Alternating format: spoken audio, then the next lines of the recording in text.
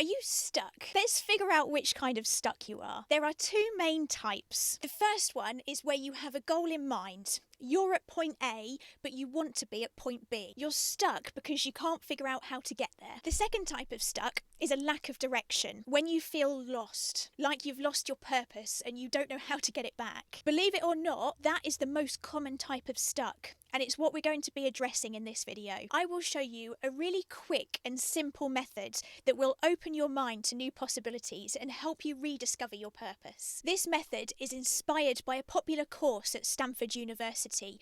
It's called Designing Your Life, which has helped thousands of people break free from feeling stuck and finding purpose. In this video, we're going to be covering the reason why you and millions of others feel stuck, the simple mind trick that you can use, and the science behind why this works. So let's dive straight in. Every single human being, almost without exception, feels stuck at one point or another in their lives. By stuck, I mean feeling lost, not having a clear direction, or feeling like they've lost purpose. And a lot of people feel this way even when their lives look amazing from the outside. But we all know that what it looks like on the outside isn't always what it feels like on the inside. And research suggests that we're more likely to feel this way before big milestone birthdays. So at the ages of 29, 39, 49, etc., etc. Hitting a milestone birthday, it might not seem like a big deal, but it often triggers like deep reflection, and sometimes without us even realising it. We start to question, what are we doing with our lives? What is the meaning? And are we actually making a difference? And it's not just milestone birthdays that can trigger this. Any big life event can trigger what I call a purpose pivot. And the point I want to get across with this is you're not alone.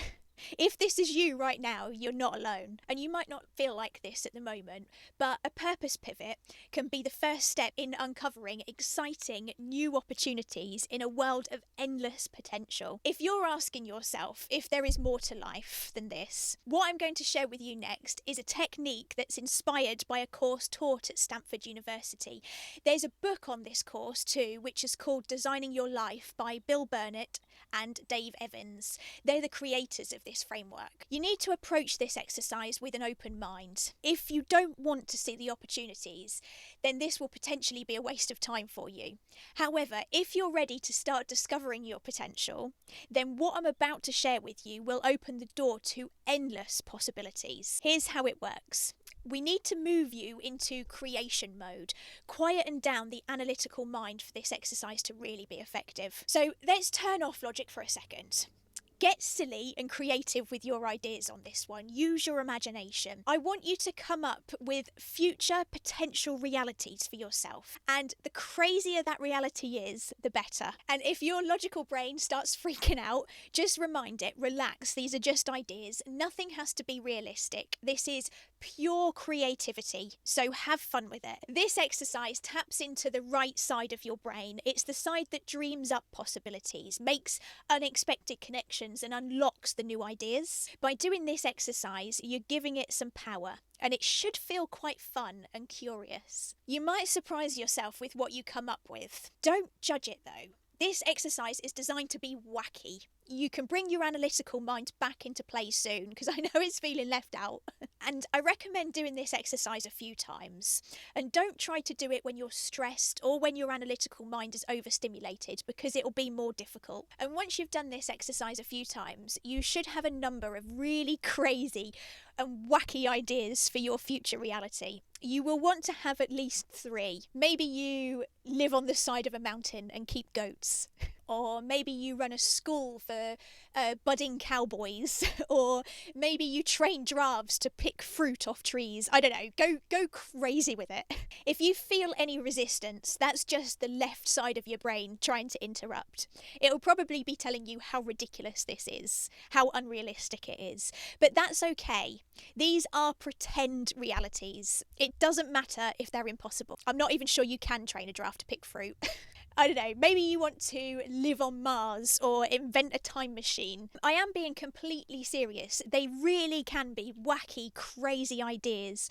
The purpose is to exercise that right side of your brain. Once you've done this, you should have at least 3 different realities, but the more the better. And now you can bring your analytical mind back to the party for the next stage. I want you to have a look at your ideas. Are you surprised by any of them? Perhaps your analytical mind can see a pattern.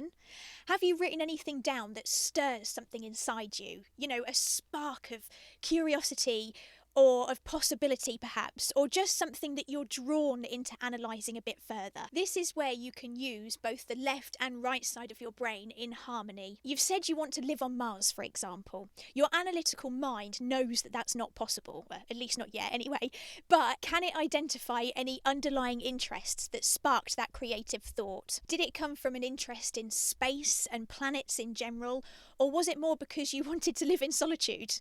You might be surprised where this exercise takes you, or you might just end up with a load of random and crazy ideas that you can't link to anything. But even if your ideas feel completely random, don't dismiss them. The goal isn't to find the answer here, it's to get your brain thinking differently. And the more you do this, the more you'll start seeing opportunities where you never saw them before. And the science behind this really proves it to be true. Right now, if you're feeling stuck, your brain is likely running the same thought loops over and over again.